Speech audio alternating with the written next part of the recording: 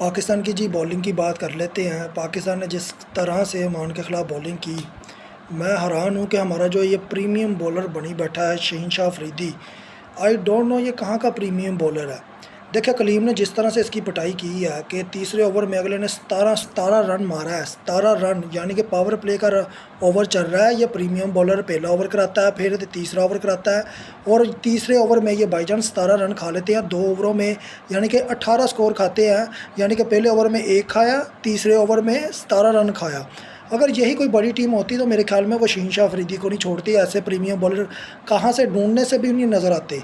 बात यह है कि भाईजान ये कोई प्रीमियम बॉलर नहीं है। इसकी जो आज बॉलिंग है बहुत ही बेफजूल थी। अगर आप कहेंगे कि उसने 4 ओवरों में 20 खाया, 1 विकेट ली। 1 विकेट जो ली है वो भी देखें 8वें 9वें किसी प्लेयर की ली है, जो कि बिल्कुल ही नामुनासिब है।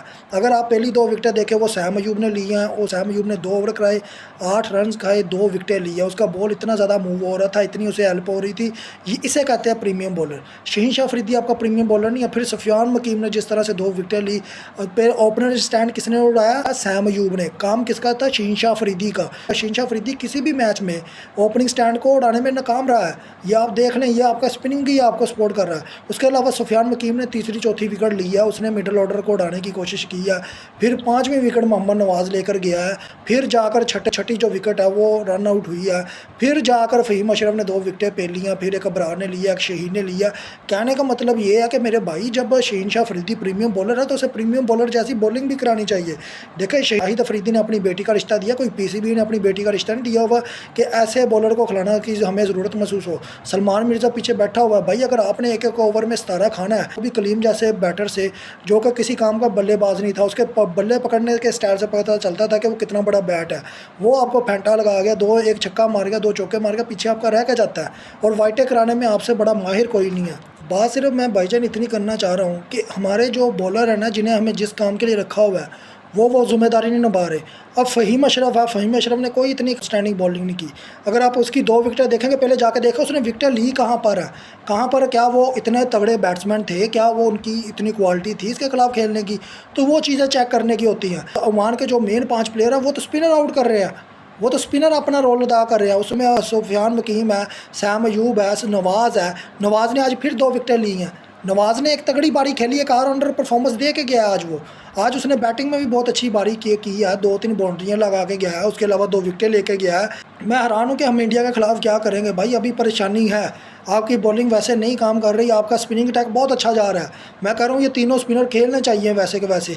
जैसे आज हमने इन ओमान के खिलाफ बैटिंग लाइनअप खिलाई है वैसे ही खिलानी चाहिए।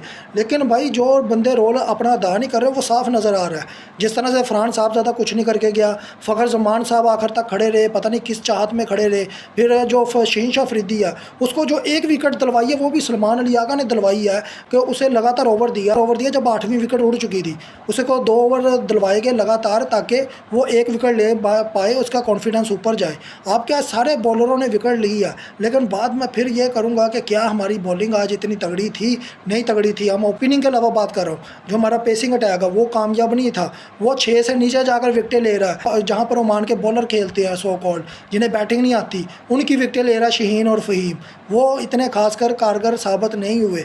इसलिए मैं फिर एक दफ़ा कहूँगा कि मुझे लगता है कि सलमान मिर्ज़ा को शहीन शाह अफरीदी की जगह इंटर कर देना चाहिए, हमें इंट्रोड्यूस करा देना चाहिए। हम क्यों पता नहीं क्यों हम इन लोगों के साथ लेकर चलने की कोशिश कर रहे हैं। फ़खर जमान हो गया, फ़खर जमान अगर अब इतना उसने आज एटीट्यूड दिखाया है तो भाई बाहर निकाल कर हसैन तलत को इंटर कर लो।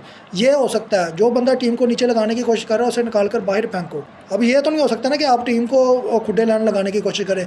बहरहाल जो आज आपकी बैटिंग लाइनअप थी की जाए उसमें मोहम्मद हारिस आउटस्टैंडिंग उस बंदे ने बैटिंग की है। उसके अलावा अगर बॉलिंग में देखा जाए तो आज मैं कहीं सफियान मकीम, कहीं अबरार का नाम नहीं लूँगा, मोहम्मद नवाज़, मैं लूँगा सैम अयूब का नाम। क्योंकि जिस तरीके से उस बंदे ने 2 विकेटें ली, 2 ओवरों में 8 रन देकर 2 विकेटें लेना बहुत बड़ी बात होती है। और जिस तरह से अबरार अहमद भी अच्छा रहा लेकिन उससे आखिर में जाकर विकेट दस्तयाब हुई। फिर सुफियान मकीम को देख ले, 3 ओवर 7 रन 2 विकेटें। यही मैं कह रहा हूँ कि आपका स्पिनिंग डिपार्टमेंट बहुत बड़ा रोल अदा कर रहा है। बहरहाल बात सिर्फ इतनी करूँगा कि आज का जो मैच है हम इससे ज़्यादा बेहतर जीत सकते थे। मुझे लगता है ये 90 स्कोर से जीतना या 91 रन से जीत लेना ये कोई बड़ी जीत नहीं है, वो भी ऐसी टीम के खिलाफ जिसके जो सीनियर प्लेयर थे अगर वो होते तो मेरे ख्याल में मैच और ज़्यादा दिलचस्प होता, क्योंकि उनकी बोर्ड ने अपने प्लेयर को सस्पेंड कर दिया है। वो आप जाकर वीडियो देख सकते हैं क्यों सस्पेंड किया। बहरहाल अगर उनकी सीनियर टीम होती तो वो ज़्यादा अच्छा खेल पाती। हमें आज दो बंदों ने बहुत तंग किया, एक शकील और एक कलीम। ये दो बंदे थे जो कि बैटिंग में आकर तंग करके गए। आखिरी विकेट भी कलीम की हुई, लेकिन अच्छा भला इन्होंने पाकिस्तान को आज तंग किया। मेरे ख्याल में ये पाकिस्तान के ही खेलने वाले हैं जो पाकिस्तान की हर कमज़ोरी को जानते थे और उन्होंने उस चीज़ का बॉलिंग के अंदर फ़ायदा उठाया। आगे आप कुछ समझदार।